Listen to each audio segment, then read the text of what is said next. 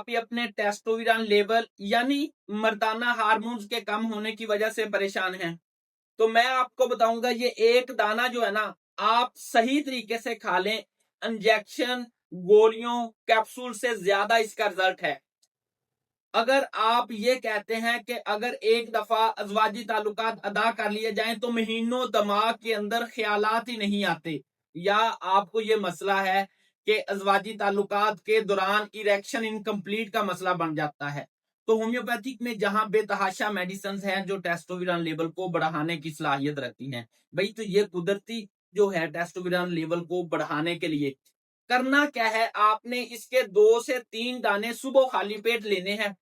اچھی طرح چبا کر کھائیں اس کے اوپر سے 1 کپ گرم دودھ کا استعمال کر لیں یقین جانے اس کا اتنا رزلٹ ہے جو کام انجیکشن نہیں کر سکتا نا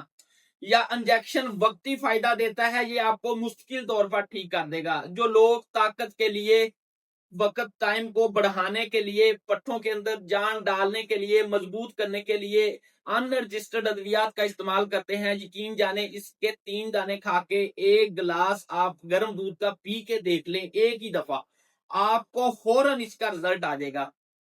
لہٰذا اگر آپ ٹیسٹوسٹیرون لیول کو مستقل طور پر بڑھانا چاہتے ہیں تو جاپانی پھل کو اپنی خوراک کے اندر شامل کر لیں اپنے ہارمونز کو مستقل طور پر بہتر کر لیں. السلام